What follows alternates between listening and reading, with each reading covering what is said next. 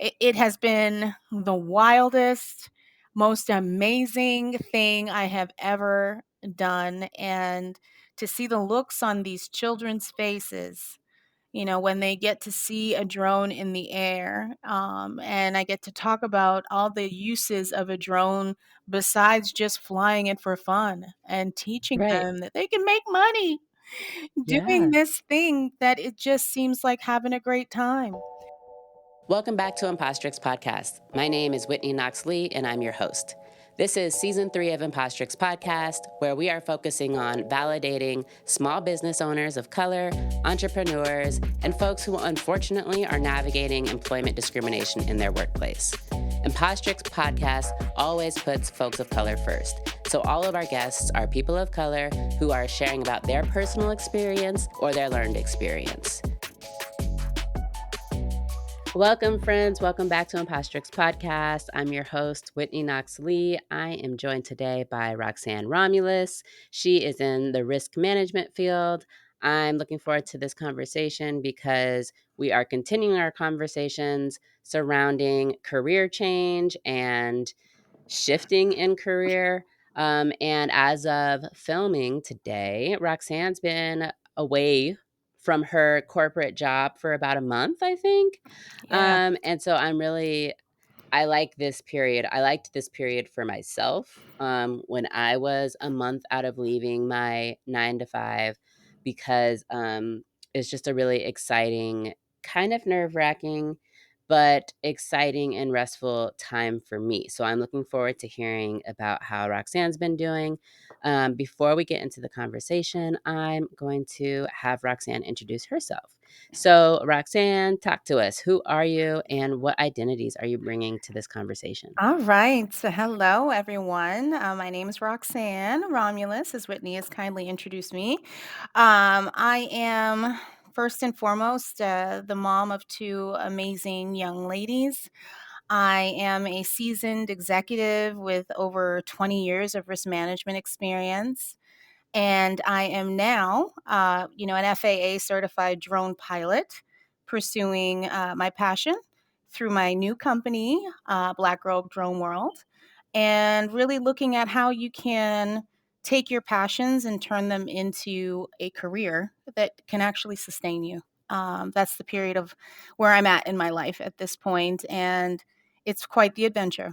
So I'm very excited to be here with you and to share a little piece of my story with you. Thank you. And what's your racial identity? Oh, I'm black. And I am I am of Haitian descent. I am yes, Oh, both of my parents were born in Port-au-Prince, Haiti. I've visited the country many times, and I have a deep love for my country's history. I have deep roots. I still have family there. I do pay close attention to everything that is going on in the country, but I'm very proud Haitian American. thank you. Okay, so um, what is risk management? Because I don't know that I really knew of anyone in that field prior to getting to know you.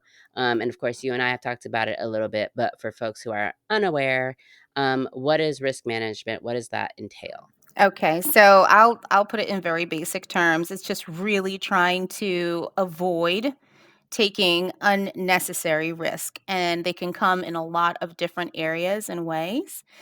Risk management is a very broad term, and it comes with a lot of different disciplines within risk management. There's operational risk management. Those are the risks that you take just by being a business entity. Then there's third party risk management, which is my specialty, which is essentially the risk that you take on by working with a third party to help you provide your products and services. And those can come in a number of different types of risks. You can have reputational risks. So basically, if you're dealing with a company that has a bad reputation, by working with them, you're bringing that risk to your own company. It can come into cybersecurity risks. Well, if you're working with a company to provide you with products and services, and you need to provide them with your client's information, and they don't know how to protect that information, well, you could be putting yourself in a very bad situation where you could end up with paying fines and also having that secondary effect of your reputation being affected because they don't think of the third party. Right. You gave your they gave you their data. So it was your responsibility to make sure that it was protected and safe. But essentially it's really just looking at all the potential risks that are available or out there and making an informed decision on how much risk you're really willing to take for your business or personally. Doesn't even have to be around business. Yeah, I mean, I'm just as a business owner now, like, that is anxiety producing. Thinking about all of these risks because it's not something that I think a lot about. Reputation, yes, um, and even, like, one of my businesses right now, I'm working on figuring out a good online platform through which to receive money, so I'm obviously concerned about risk there, and security of data and all of that stuff, but even in terms of even, like, subcontracting or contracting work, it's something that I'm not thinking about until something happens. Yes, and you know what? Throughout my journey, I mean, I started in a number of different risk disciplines. I was in credit risk, which really wasn't all that exciting to me. I went down the wormhole of model risk and liquidity risk. And, I was a banker. I'd been in banking for Mm, quite a bit of my career. And I love to teach and I love to train. And I've always seemed to find a way to squeeze it into any job that I've ever had. And an opportunity presented itself for training around third party risk. That opportunity just took me from trainer to managing a portfolio of IT vendors and getting an opportunity to just go from behind the scenes to right in the middle of the pot and really mhm, get to understand corporations desires and where they're spending their money and how that spend is so important to their overall strategy and where they're trying to go. And I just fell in love. I fell in love with it, and mm, I took it so far as I want to build a program for you, company, from the ground up. You don't have anything in place. You need it. And I'm going to take you from an Excel spreadsheet, which is what you were using, to actually vet these vendors to something that's state of the art, to something that can pass a regulator's exam, and I've built it for a few companies, and I really loved it. Really loved it. mm, Um, and then, you know, I got to.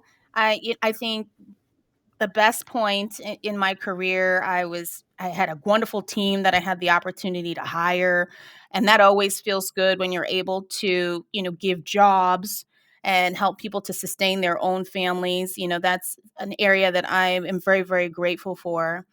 And in some cases, when you do your job so very well, the reward is more work. And I fell into that where I was basically working two full-time jobs, literally, meaning that I had one job description and I took on another job description and was just told that I should be able to handle it. That I for a while, I think I might have had a little bit of a perfectionism in there, really trying to juggle all the balls. And after many sleepless nights, finding myself waking up and thinking about, what did I do at work? Or is there something I didn't get to at work? Or having my children, my youngest is 4, come up to me and like close my laptop for me. mm, Just kind of like, well, okay. My 9-year old's like, well, when does work end, mommy? mhm, When does it come to a close? Like, when do we get our time? And then I realized that even though I had this, wonderful career to an outsider, looking in, that I was really killing myself. And then I got to mm, a point where, I got sick. And that really was eye-opening for me. Of course, it's my body talking to me and telling me that I am doing too much and that I need to slow down. But, the response of being sick was an interesting one in terms of, employee employer, type relationship because it was, and it was pretty serious. And, I'm, in the ER calling work, Mm. to making sure I bring my laptop. Somebody has to get me my laptop, craziness, I you get laugh, but it's not funny. crazy, completely crazy. And I remembered talking to, my manager at the time. And I mean, again, it was very serious. And it was just, I hope you feel better. And Yeah, that was kind of one of those moments where I think I might just be a commodity myself. Like I didn't feel like I was a person, yeah, and that was it. That was the only thing that was ever said, to address the fact that, I'd had this life-threatening thing happen to me. And it really kind of made me think long and hard about, my time and what I wanted to do with my time and how I wanted to spend my time. And, I'm not shy. I'll be 47 next month. And, I've got my mom's genes. I just look like a baby. But I yes, you do. I really started to think, what do you want to do with your time? And how can you get a level of balance, back into your life? And yes, I was a stellar employee. I had 5 years of exceptional, performance appraisals, and I was exhausted. I was mentally exhausted, physically exhausted just from not getting enough sleep, and I just wanted to be more present with the time that I have. I wanted to be doing things that mean a lot to me, and bring me happiness and joy. And I loved my corporate career, don't get me wrong, but once it turned into me working the 2 full-time jobs, I just wasn't able to be the ever-present, loving, wonderful, attentive mommy that I've always been. And, you have to think about the cost, Right, because I know my little one will not be 4 again. It's right. you get one shot, really to get it right and to do it right. And I don't want to look back and, just say, oh, I really wasn't there, or I really wasn't paying attention, or look and blink because they grow so fast. My goodness, that they're like on their way off to college, and I missed, the whole period where mom's still cool, and they want to hang out with you.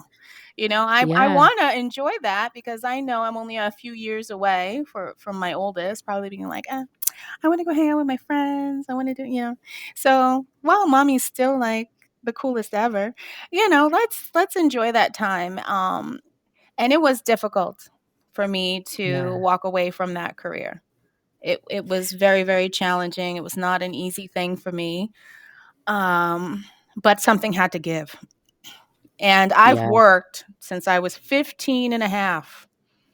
The day that I was legally able to get a job, I went out and got a job.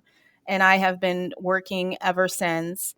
And the thought of me walking away from a job, you know, was just mind boggling even to me, like, oh my goodness, how could you like walk away from this and walk away from what I felt was quote unquote security, yeah, you yep, know, that check, coming on the 15th and the last yep, business day, of the month. And, but how much security is that if you're not well? yeah. I'm gonna, um I'm gonna ask you some questions about this transition in a second, but a couple of things that you said at the outset really struck me, and that is around the perfectionism. And we do our jobs so well that stuff just gets added to the plate because we can handle it. And I, particularly as Black women, um, the superwoman mentality that we have of ourselves, but also that other people have of us, for me, has been something that I've really had to negotiate, in various work settings where I find myself taking on more than I bargained for, and even in volunteer opportunities, and it reminds me too that for myself, ego is also a part of it. The perfectionism and the ego go hand in hand for me as far as like this is something that I'm proud of. I'm proud of being a hard worker and I'm proud of excelling, and to some extent like how much of my identity is wrapped around this idea that Whitney will do all the things. And you can go to her for those things. But it's also the case that we are taken advantage of to some extent, well, to all the extents, when it comes to our labor, and when it comes to this racial capitalization. Ca- yes, racial capitalism. There we go. Where our labor is commodified, and so you said something to the effect of you realize that you were the commodity, um, and at the moment that you're out, it's not really like you're not the person anymore. And I'm working with one organization right now to help them restructure their organization.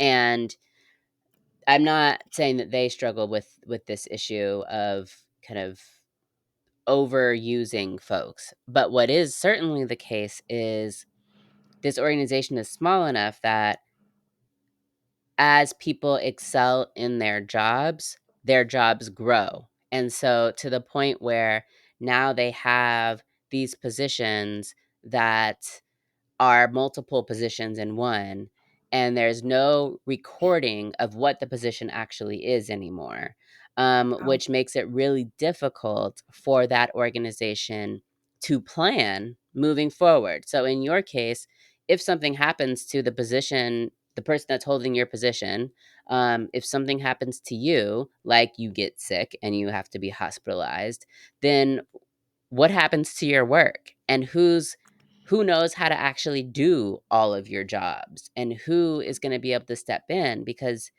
that's the thing that your supervisor should be asking or talking about when you call from the hospital. They should be saying, okay, no worries, these other people, like, we already have this situation dealt with because of how our organization is run. We know who the backups for each thing are. We know how to do your job. So, Roxanne, just get well. Don't think about work. Don't have your laptop, because we've got you. And oftentimes, that's not what we're hearing when we have these very real health issues.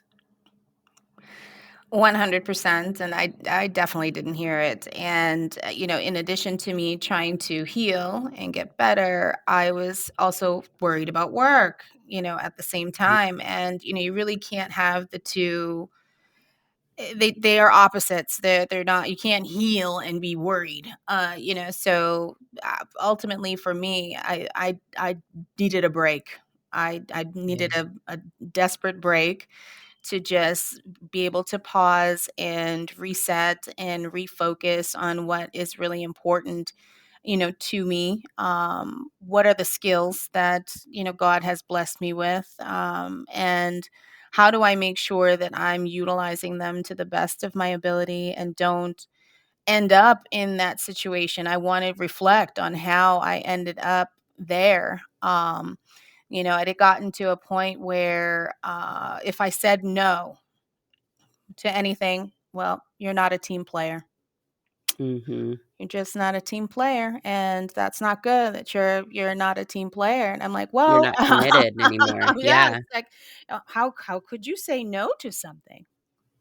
And I'm like, Yeah. well, I mean, I don't have a lot of extra hands. I mean, I can only do what I can do. And, it got to a point where it was like, okay, I'm only seeing my kids awake 3 hours a day.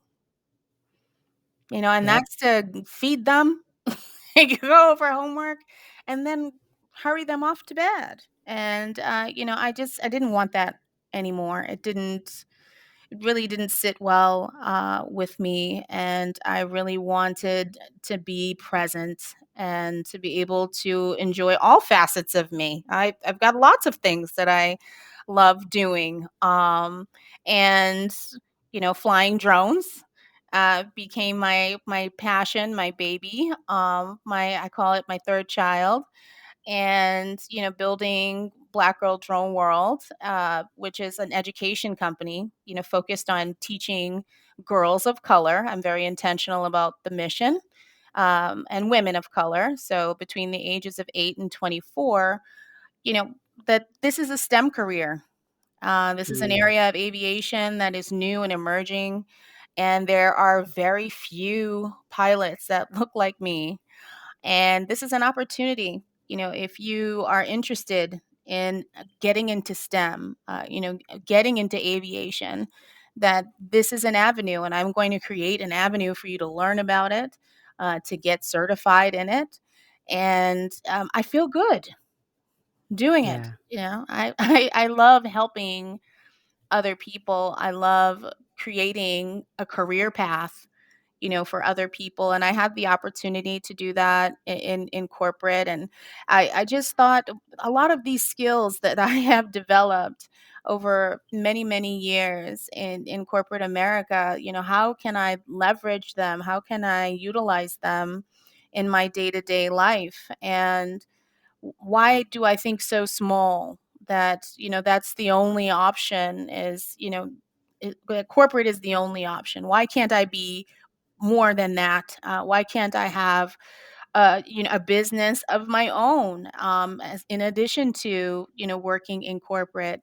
And when I made that decision 6 years ago to, embark on this journey, and it has been the wildest, most amazing thing I have ever done. And to see the looks on these children's faces, when they get to see a drone in the air, and I get to talk about all the uses of a drone besides just flying it for fun, and teaching Right. them that they can make money doing Yeah. this thing, that it just seems like having a great time. And what a better way to sustain yourself. I teach them about entrepreneurship because, hey, it's important to understand how business works. There are a lot of benefits, financial benefits to having your own business, tax benefits to having your own business, and you can, fly your drone commercially as young as 16. Aren't we Wow. all struggling with, the ROI on college, these days? So, Yeah. Yeah. So, let me ask you because as I said early on, you just recently left yeah, your corporate job. So yeah. like what's this like? How are you feeling? How is it going? So, we are recording on a Sunday. Okay, so I feel it the most on a Sunday because Mm, normally that would be, okay, get ready for Monday. We got to go back to it. We got to, get back on the yeah. grind. And it's an early start, and you get a day full of packed, jammed meetings. And I think that was probably a huge challenge. Was like, where is the time to do the work? If you're in meetings, from 8 to 4, that leaves you Yeah. no alternative but to use the time that you would be spending with your family, as work time. And I feel it on the Sundays because that would be the Mhm. time that I would be getting prepared. But I will tell you, I'm much better rested than I've been in a very, very, very long time. So I do appreciate, and the kids are out of school too. That also helps that I'm not waking up at 5, in the morning to kind of get the day going. It's new, it's very new. And I think most of it is that just missing the camaraderie. I think of the people that Mm, I worked with, and I was more than just like a, employee that does my job. I really exemplified bringing my whole self to work. So if there was a women's group, I was on it. If there is some type of volunteer opportunity, I was there. Any opportunity to make sure that I wasn't just there behind the scenes, but in front of the scenes as well to, be a good steward and representative, of that organization because I was grateful and very grateful for the opportunity that I had with that company and spending 5 years there. But yeah, I wake Mm, up now and it's like, okay, it's focus on the kiddos. We get to go for a walk every day. And I think mm. that's my happiest time and moment. I mean, I've lived in the same community for 20 years, and Wow. probably the first time that I am walking around and meeting new neighbors and just getting some fresh exercise every, Mm, single day. So it's forcing me to really focus on the little things and having time to notice the little things and talking more with my children and having these little conversations where I spend a lot of time listening now. Sometimes I was so distracted, so into a project or a deliverable or that, I just wasn't able to really hear them, yeah, and now I can sit back and listen and talk to them and, hear what they're thinking, what's going on in their mind. They ask me a ton of questions and, I'm a wealth of information. So I've just been enjoying, spending time and, the other thing is, I'm getting married. Yes, Oh, yes, I'm getting married. Thank you congratulations. so much. I'm getting married in May of next year. And I also found myself delaying my own wedding because of work. Mm, I was like, yeah, okay, wow. like, oh my goodness, well, I can't get married then because there's this project and I have this other project and this other project. And I just thought, wait a minute, what are you Yeah, doing? this Like, is my life. yes, get married when you want to get married, right? Right. But yeah, it's new, it's different. It's definitely an adventure. And Mm. I think I'm enjoying like the uncomfortableness of it. Yeah, Um yeah, it is uncomfortable because you're just accustomed to things being a certain way, but I think it's difficult to grow when you get stuck. And I was feeling myself getting stuck, just willing to, do whatever needed to get done, at the expense of things that were just way too valuable to me, and I yeah. just decided, and it really was like that. I just decided, and I'd been thinking about it for a while, but I really was after I would just had this experience that was not pleasant, and I'm like, am I really gonna be able to win? I don't know if I'm gonna be able to win this because there's just not I'm not 2 people. And this would really require I'm one person. yes, I cannot, like, morph into a second Roxanne. So, I need to make a decision. I need to make a choice, and once I made my decision, I stood behind it. And it's not to say that I won't ever, go and work for corporate. I mean, I loved my corporate life, so it's not to say Yeah, that it's the end, like I'll never yeah, go back or that there's any type of negative feelings about it. I had a wonderful, wonderful, career at every employer that I've had. But I learned a very, difficult and hard lesson that I can't be all things to all people. mhm, And it's most important that I am true to myself mhm, above any salary. I'm not going to, I'm not going to do anything that makes me feel as though I've betrayed myself. And I had gotten to that point of just being so tired that I had not even I didn't even recognize, myself. And yeah, this little bit of time to just recharge, refocus, and get, a little more into my passions and, third party risk is my passion. I really love this. When I tell you I fell in love with this risk discipline, I'm getting ready to release a book. Mm, Yes, I'm so much going on. I know. And you know what? I'm a little, I got to be doing stuff, okay? Yeah, yeah. There's nothing wrong with that. I like to be doing stuff, but make sure it's the stuff you love. So I love writing, I love teaching. So this is our busy season for Black Girl Drone World where we do a lot of, summer camps, Okay. over in Buckhead and sometimes over in South Fulton.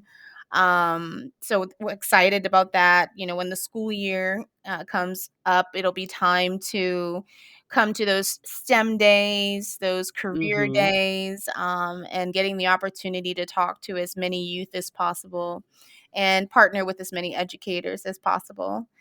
And I think I'll probably do some consulting around third party risk. I do have a passion for small businesses, women owned, minority owned businesses, as I am, one Yeah. myself.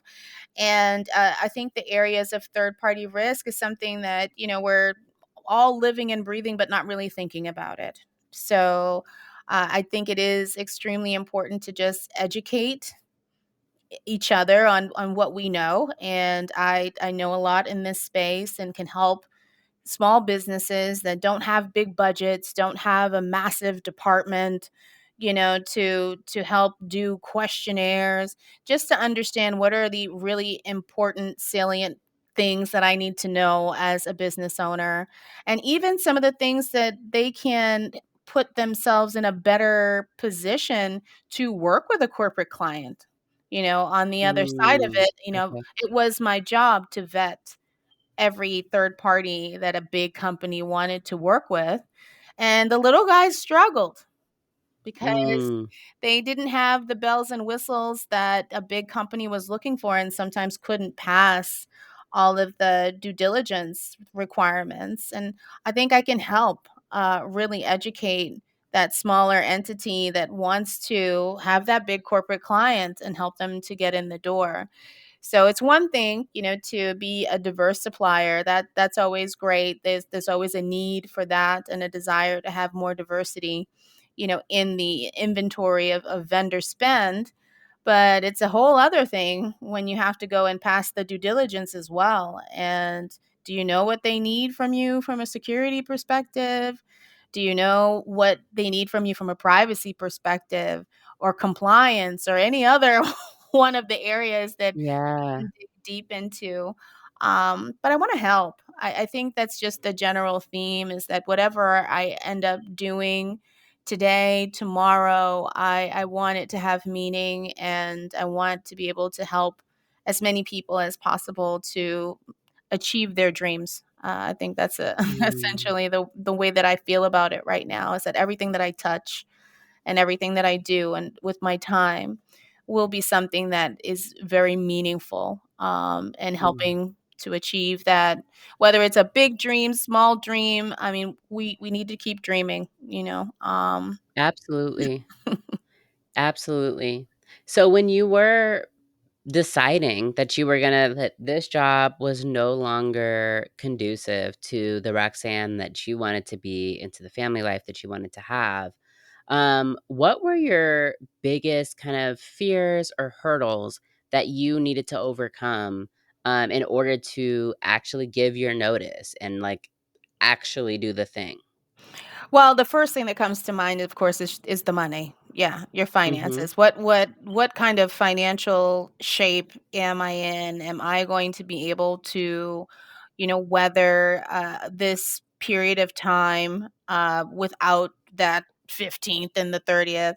So I, Right. I definitely did some soul searching, some financial planning, just to make sure that we would be okay. Mhm. So that was definitely something that was top of mind. It was, have you saved enough? You know, um, Yeah. and you become laser focused on where you're spending your money, why you're spending your money. Like, okay, maybe we don't need to go out to eat. Maybe I need to Mhm. just use my wonderful chefing skills and just cook, cook at home. And it's helped to kind of make things a little simpler, really. Yeah. The other thing that I was really kind of nervous about was just, leaving or the relationships, that I Mm. had built up, for so many years and that were so important to me. Because when you leave a company, sometimes they last, and sometimes it's like sayonara. Don't even remember your name anymore. And I really want to make sure that I keep those relationships that are important to me. So I keep the line of communication open. I left on good terms, so it wasn't Mhm. like anything weird was around it. But I definitely felt like the team didn't want me to leave, and that Yeah, was of difficult. course. I was like, Yeah, oh, they I wish I could stay, but I think this is one of those moments where I have to choose myself. yeah, yeah. I can relate to both of those challenges, because for me, there was a close-knit group of folks who I really enjoyed working with.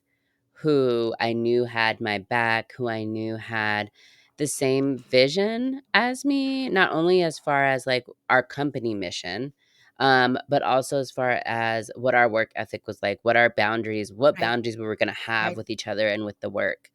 Um, and they really helped me to grow as a professional, and it was, really sad leaving, Yeah. because I'm frankly just not a good person. Like, I'm not the person that stays in touch with everybody. I'm not good at that. I have a couple of friendships from, Seattle, from back home. I've been gone now for more than 10 years, and I swear the reason why these people are still really good friends of mine is because of their effort. Um, and I'm glad about it. I'm really glad about it, but, like, I'm not great at maintaining relationships that aren't right in front of me. So that was difficult, and the financial component, like, my husband and I are constantly reminding ourselves, like, we don't have the income that we used to have.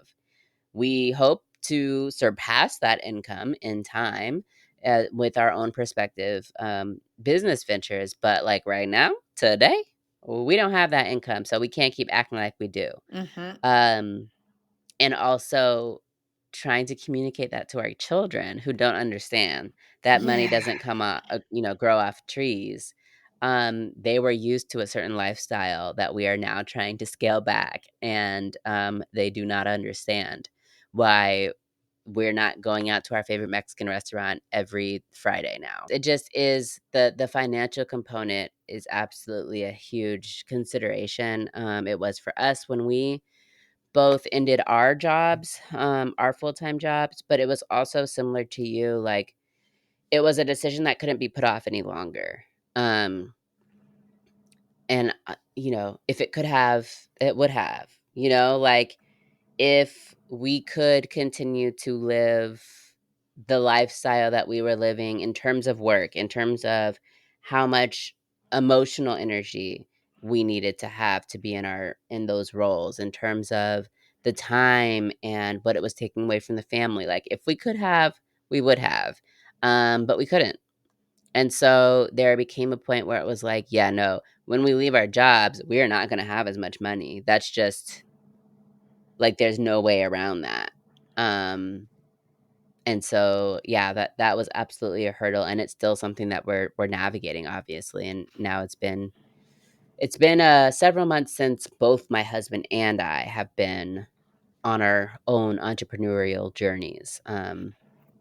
So yeah, health insurance was another one Yes. for us, because it is so costly. So that was another big one. That was, like, one of those, "I can't leave my job because I need health insurance." Um, I mean, and I'll tell you can imagine y that was a very tough decision for me to Mhm. make, considering, what had happened to me, Yeah. months prior. And, I will say that I've definitely gotten into more holistic health. Mhm. And that usually does not require insurance. So that to me has really helped to supplement a little bit of the Hmm. going to the, yeah, going to the doctor, really trying to allow myself the time and space, and my body the time and space to heal. I do believe that your body wants to heal, if it's given the right environment, that it can do what it needs to do. So my in terms of health, my mindset is very, very positive. But you are right. Okay, that is not a good feeling at all, especially with small children when Yep. you're dealing with the health insurance. But you know what? It was one of the things where I said, "Hey, you know what? We're just gonna not be going out to the dinners. Okay, Right. the dinners are gonna go because the health insurance must stay." Right, right, like, that's a non for my family, it's a non-negotiable.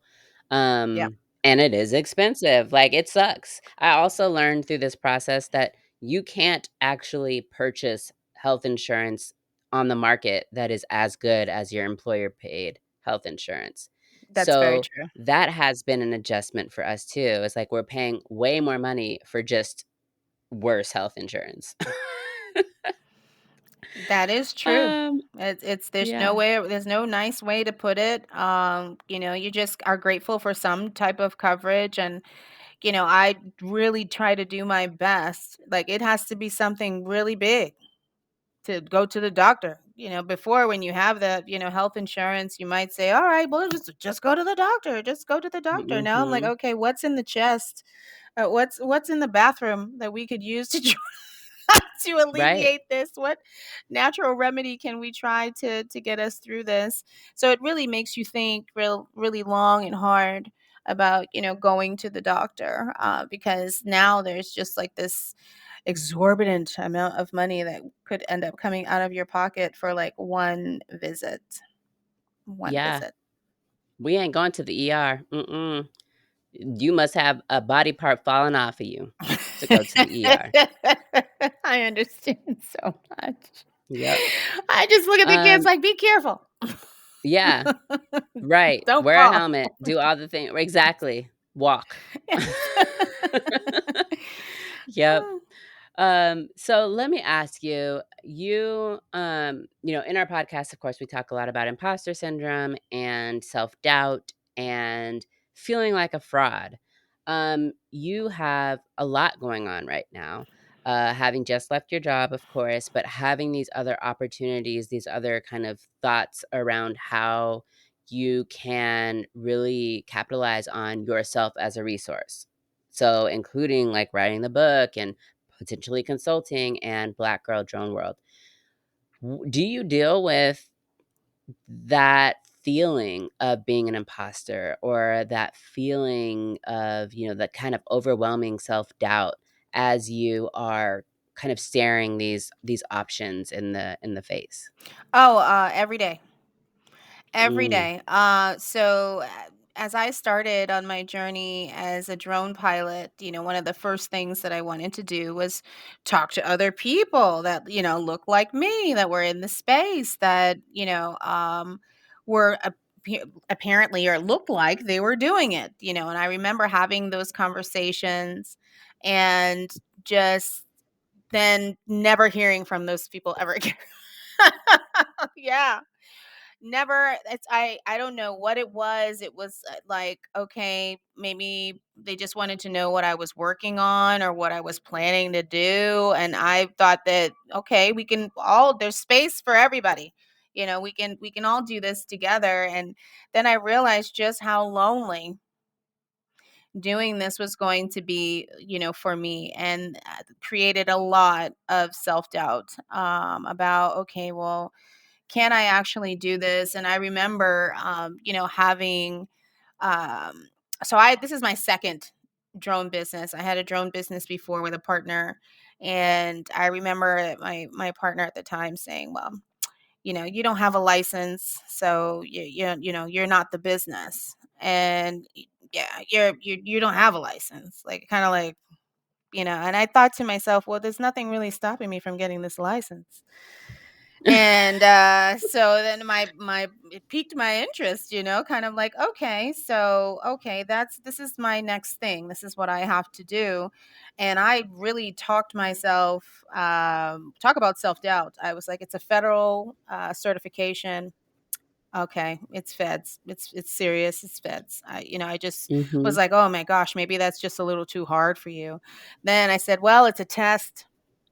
I don't do well with tests. I've never done well with standardized tests, so probably not going to do that great at this at all. And even though those thoughts continued to pop into my mind, I just kept going. It is the most craziest thing in the world to continue moving forward when you are still feeling self doubt because everything is telling you to just put it down or just give it up, or just leave it alone. Why did you think you could do any of that anyway?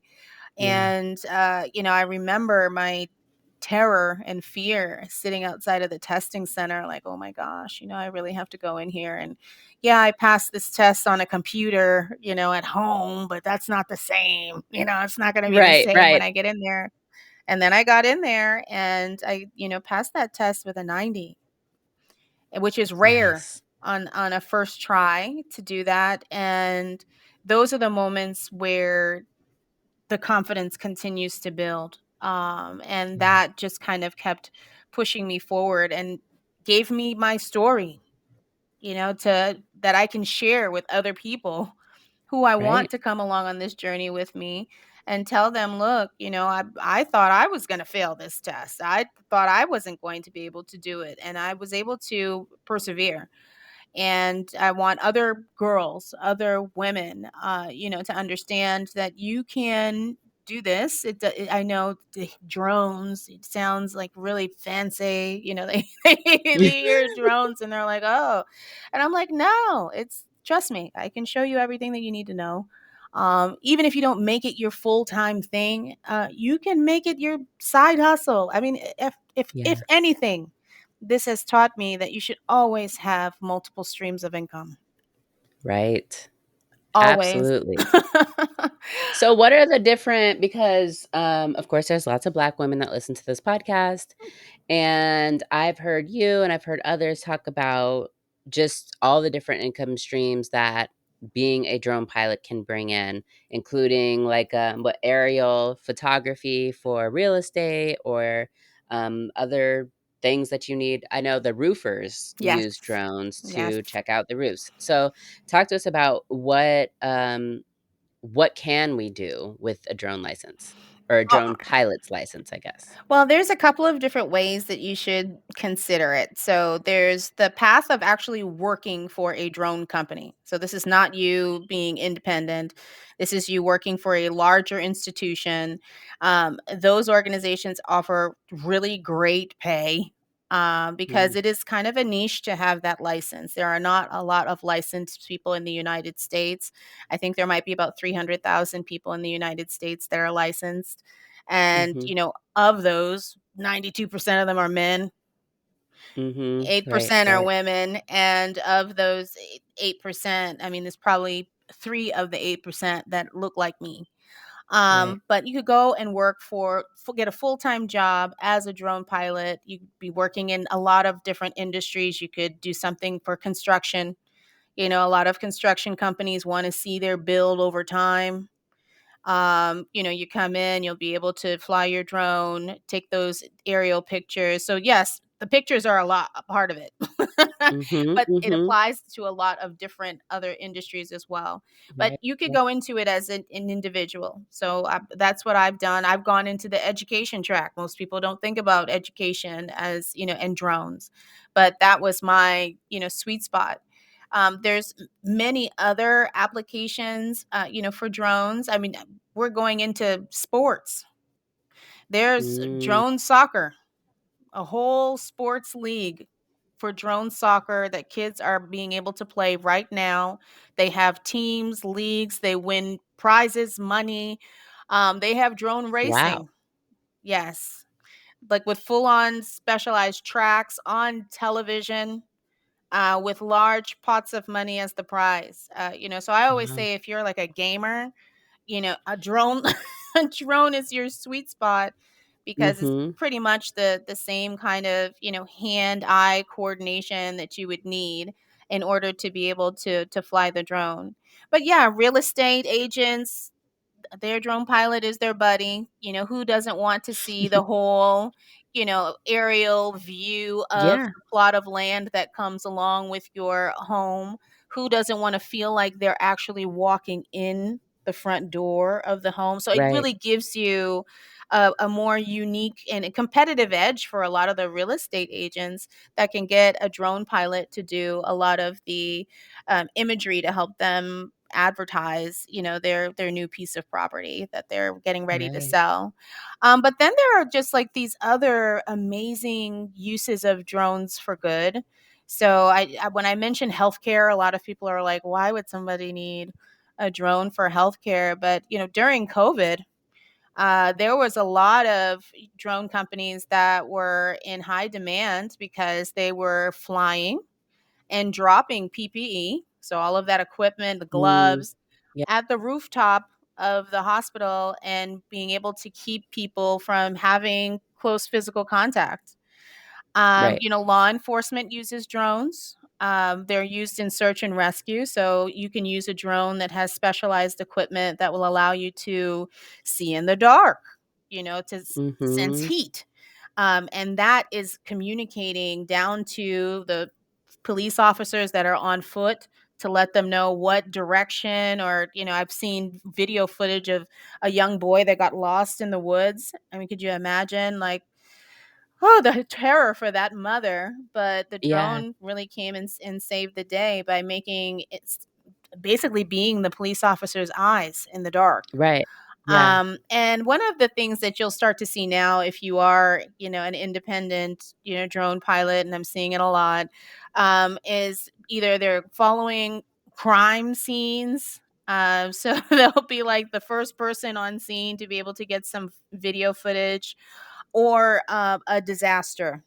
So if there's like a Mm. storm, because you Yeah. can maintain a very good distance away from the actual like center of what happened, if it was like a tornado or a hurricane, and be able to get some really great footage, aerial footage of, just what the extent of the damage is. And I've seen a lot of drone pilots now being the ones being interviewed on the news. Oh, wow. Yes, yes, to provide their, Very a interesting. description of what it was that they were able to capture with their drone. But then there's always the fun stuff where you could just go and take pictures and, have it at the wedding. Sometimes at a wedding they want a Yep. shot of every single person that came in one shot. You can't really get that on the ground. So you do a lot of fun and unique pictures and videos with the drone that you can't do as like a standard photographer would be able to get. But yeah, there's lots and lots of opportunity, because it's such a niche. You can command maybe 65 to $75 an hour. Maybe your job might not even take that long. Right. It's not bad. Yeah, It's yeah. definitely a really good side hustle if it's something that you're looking for an extra, stream of income. And your friends will always want something from you. I mean, we're in Atlanta. This is the land of film and video. Yep. All of that is being done on drones at this point. Most of the shots that you see are on drones. And back in the day, for those movies, they had to hire a helicopter to get Wow. those Yeah. views. Wow. It's very exciting, to see it happening, and I brought my daughter along for the ride. So my Right. daughter is a great drone pilot herself, and she comes out with me, of course, school permitting, like, Yeah. to all of the events, and it's always best for her to show the other Yeah. children that, if she can do it, that they can do it. And flying since she was 4, and Wow. she's very technical, and yeah, she's STEM all the way. But Wow. she gives me a lot of joy when she tells me that, I'm going to take over the business, mom. In my Oh, 20s, I'm going to take over the business so you can rest. that's great. Isn't it? Isn't it? It's so great. I'm really excited for the future and for her future, and to see, what she does. Whatever her heart, desires, I'm there for her. I want her to pursue her passions as well. Yeah. Well, and I'm so glad that we're kind of ending on this note. Uh-oh, that we're ending on this note because the question that I wanted to ask you is around what what is your future like and what are your hopes for yourself and your family as you're making this huge shift um and you're again, I mean, you're making this shift for your health and for your family, and so what are you hoping to experience or for your family to experience as you, at least for this period in your life, really embrace being a solopreneur and, working outside of the corporate sector? I really hope that we have more together time.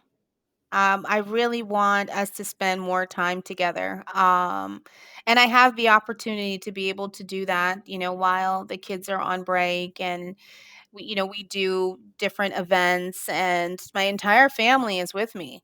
So yes, Mm, I'm a solopreneur with like my own little traveling band behind me. So everyone is a part of the show. Everyone's a part of the business. I want them to use this time to understand that mommy will always prioritize family, and yeah, that it's family first, and it's always going to be family first. I want them to understand entrepreneurship as an option. I was not raised that way. I was right, raised that you must go and you must work for someone else. yeah, That is the only success. And I want my children to see another route, another way, another avenue. Um, Nothing has to be just one way. right, I want them to experience that, and the excitement, that I feel, and the nerves that I get in my stomach right before I have to run a class, or right before I have a speaking engagement. But it always ends well, and you feel a level of accomplishment, just for putting yourself out there, and trying to do things that you might have thought you could have never done. So I'm just, hey, my birthday's coming up. I'm going to launch this book on third party risk. So I'm still working on a title, but it's really made for the little business owners, to make sure that you keep awesome. yourself self and your business in order so that you can position yourself for that corporate client. I mean, I've been writing books already. I have a STEM guide for Black girls already, that's out on Amazon. It's called Drones Taking Flight. So, I got a little bit of the writing bug. I Eh, guess so. yes, which is something that I love to do. And yeah, I mean, I'm not opposed to, you know, going back to corporate. I just want to be very mindful that it's the right opportunity, the right culture, and make sure that I'm able to maybe speak up for myself. Mm, In terms of what I can do, what I cannot do. Because I think a lot of that has to do with being able to articulate. Whoa, like yeah, okay, what our boundaries are. yeah. Yeah, And this was a very good learning experience for me. I am enjoying being able to make breakfast and go for walks and take the kids to the pool and just spend, this family time. So I guess it's mommy camp for mommy too. That I'm getting to spend so much wonderful time with them, and teaching them, and, instilling really good values in them over this summer break. So, yeah, yeah. mm, And, just be comfortable embracing change, I think is the theme of the entire experience, is that things are going to change. You can take control of the change, or you could just allow things to keep happening, to you. And I I took control over the fact that I was not in an environment that was working for my body, for my mind, Yeah, and for literally. my family. Yeah, and it's the wildest thing I've ever done and the best thing I've ever done for myself. Yeah. Yeah. Awesome. Thank you Yeah. so much for joining us, Roxanne. Oh, Can you tell thank us you. where can we learn more about Black Girl Drone World? Oh, yes. All right. So you can go to our website, which is blackgirldroneworld.com. We are all over social media. So feel free to follow us, like us, Facebook, Instagram, YouTube, LinkedIn. But yes, and we have regular information sessions for anyone that might be interested in learning a little bit more, curious about the space. So just look on our website and you'll get more information on how you can join an information session. Awesome. And so are those information sessions open for people who are outside of your age range as well? Yes.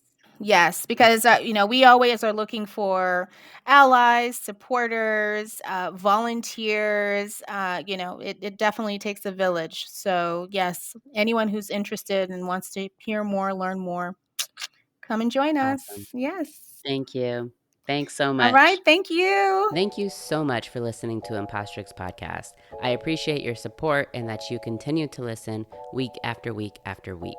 I've got some exciting news, which is that you can now listen and support Impostrix Podcast on the Alive Podcast Network app. You will find ad-free listening to nearly 100 other Black-hosted podcasts, in addition to Impostrix Podcast, and you'll be able to support those podcasts and really kind of get into your groove with that app. I hope that you will join me over there. I appreciate your support. To connect with me, feel free to join me on Instagram at Impostrix Podcast. You can also join me on Facebook in our validating space. Just search for Impostrix Podcast. All right, until next time, be validated.